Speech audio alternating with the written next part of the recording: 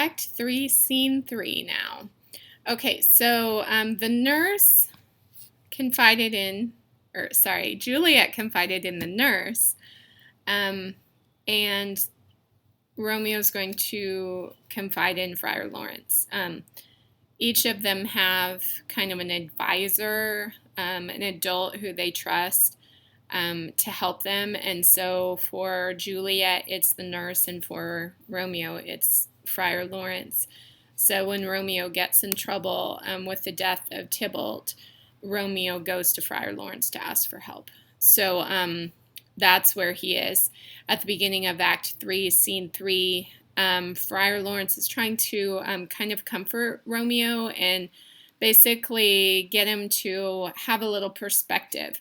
Romeo is a teenager, and teenagers sometimes are prone to impulsivity, and they also just like don't have enough life experience to really put things into perspective. So for Romeo, finding out from the friar that he has been banished is like the worst thing that could have ever happened to him in his mind. And Romeo does say on page 1, what less than doomsday is the prince's doom? So Romeo expects to be put to death because that's what the prince had said he was going to do if there was fighting. And then Friar Lawrence says, basically, you're very lucky because the prince has been lenient and banished you, not said that he's going to put you to death. But Romeo says, ha, banishment, be merciful, say death, for exile hath more terror in his look, much more than death. Do not say banished. So Romeo says being banished is worse than death, because there is no world without Verona walls, but purgatory, torture, hell itself.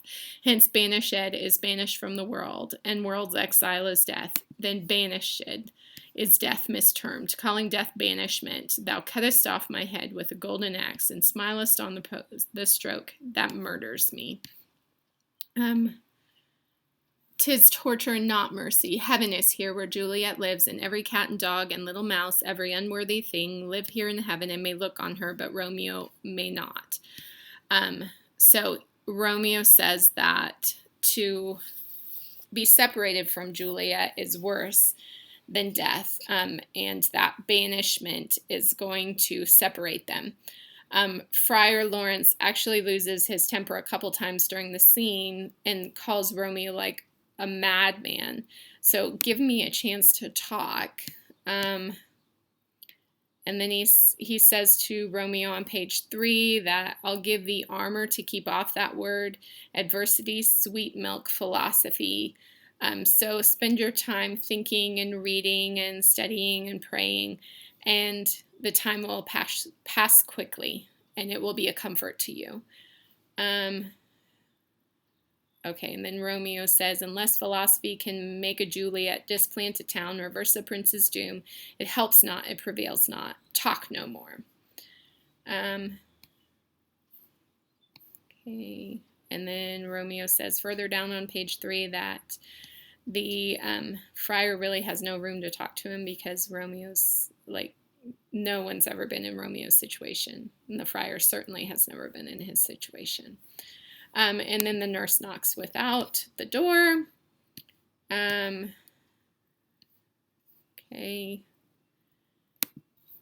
And then I'm on page 5 now. The friar describes Romeo's actions, and the nurse says, where is Romeo? And Friar says on page 5, they're on the ground with his own tears made drunk. So he's like thrown himself onto the ground and was crying.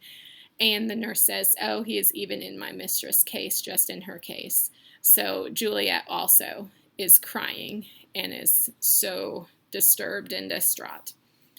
Okay, then Romeo asks, what has Juliet said?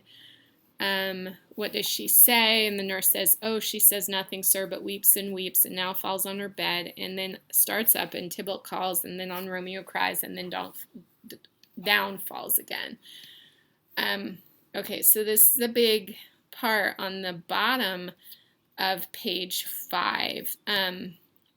Romeo says that if Juliet is calling Tybalt with despair, and calling Romeo, then she must be angry at Romeo for killing her cousin. And he says that he would cut his name from himself. So he almost threatens to commit suicide with his dagger because he feels like he's causing pain to Juliet.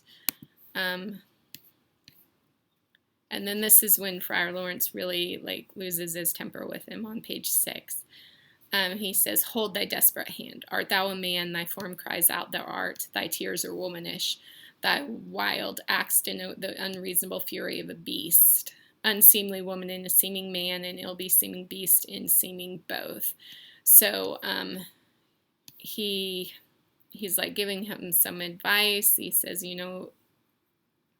be grateful that things could be so much worse than they are.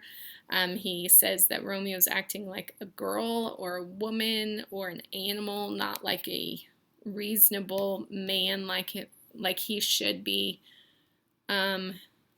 Okay, and then on page 7, Friar tells the nurse to go to Juliet and tell her that Romeo is going to come to her tonight.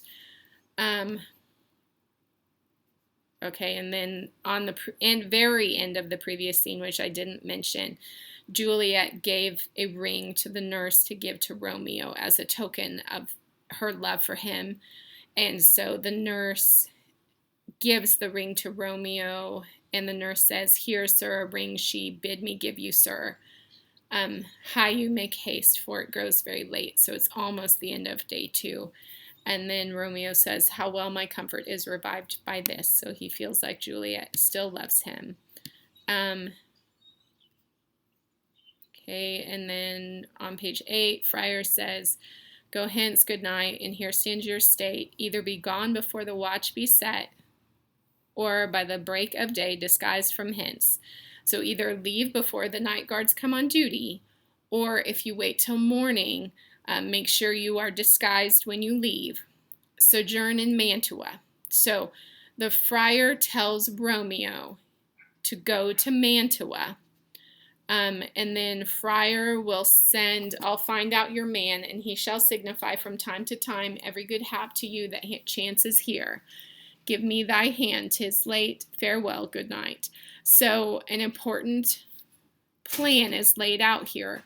The friar is going to find Romeo's servant Balthazar, and the friar promises if Romeo will just go to Mantua and wait, then the friar will send word through Balthazar of things that are happening in Verona. So the friar is going to stay in communication with Romeo through Balthazar. And Romeo says, "But that a joy past joy calls out on me. It were a grief so brief to part with thee. Farewell." And then they exit the stage. So that is Act 3, Scene 3. We've seen the death of the 2 characters. Romeo's been banished. Juliet has found out. Romeo's found out he has been banished, and now the nurse and the friar have helped them by making arrangements for their wedding night, and Romeo is going to go to Juliet for their wedding night. So that concludes Act 3, Scene 3.